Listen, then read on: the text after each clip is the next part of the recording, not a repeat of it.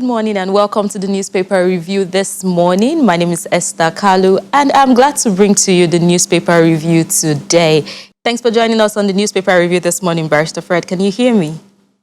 Yes, I can hear you. Thank you. Okay. It's good to be with you. It's good to have you this morning. Let's talk about participation. So the impression, and a lot of Nigerians have been saying that there's an impression that politics in Nigeria has to do with, is almost looking like a family affair, like let's leave it for some people. How do you see younger people penetrating into playing active roles, and not just in choosing, but in being at least the ones that can be chosen for these positions?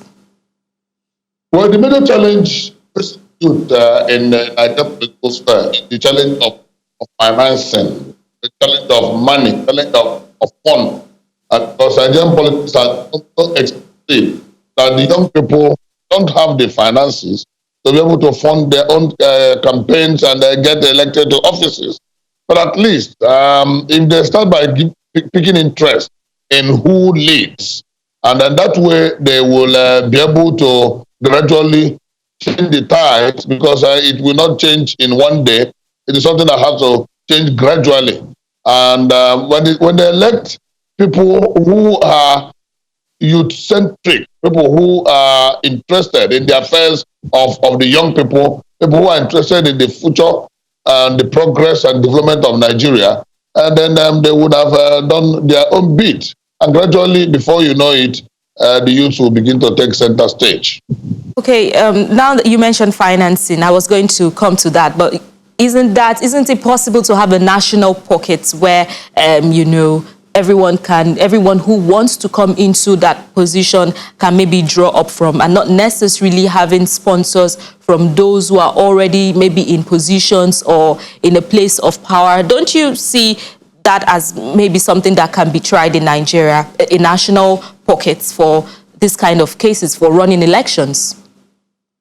Well, I'm a realist. I'm not going to so much I just get theories. Okay. Such a national pocket will be because who is going to manage, who are going to donate or contribute to the pocket. Political affairs are essentially semi-private and semi-public. Semi-public in the sense that the individual has to first bring himself or herself out to the public domain to serve, and the semi-public in the sense that the public will now be the ones to decide about who to vote into office. So when you now begin to talk about this issue of national pocket, unless you want government to fund politics, and if government funds politics, then it is no longer a democracy, because those who are not interested in politics will be shortchanged if the public fund is used to fund politics. So that is why essentially politics is privately funded, even though for public interest. And the only thing that we may begin to ask for is to reduce the cost of politicking. Even though that has been reduced by law, in which case ceilings have been set about on how much maximum amount anybody can spend on political affairs. But of course, that is only on paper. In practice, they don't reckon with that. Those legislation, they are not reckoned with.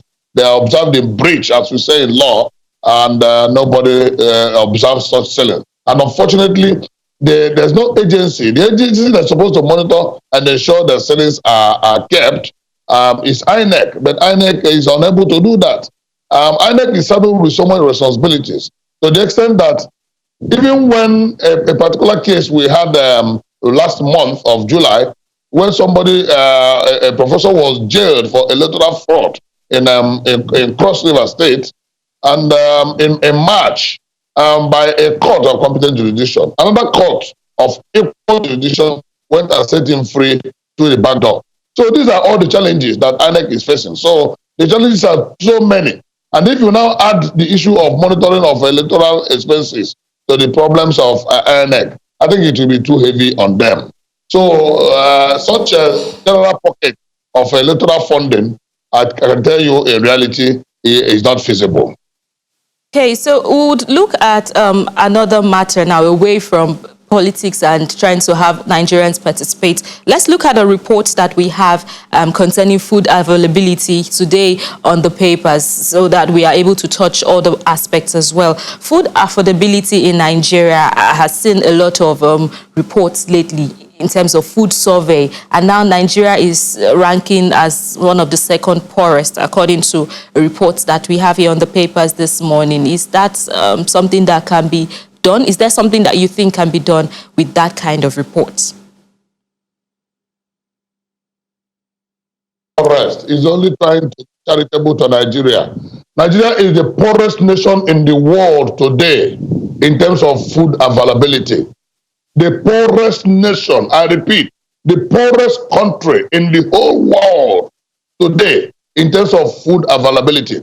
Because when you consider the quantum, the quantity, the amount of food available compared to the population, you will find out that Nigerians are really, really hungry. You can only begin to ask, why is it so?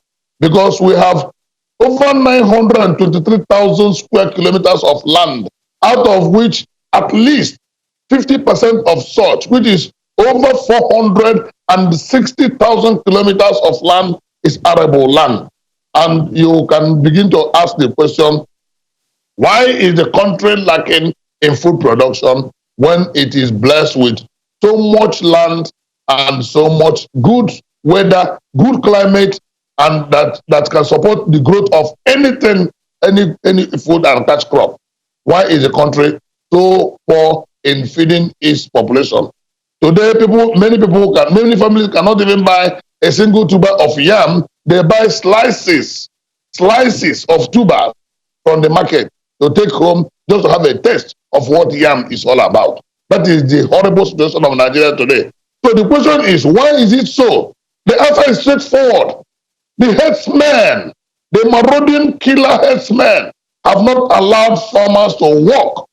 And if you don't work when it is farming season, how can you harvest when it is harvest season? The marauding herdsmen have not allowed farmers to work.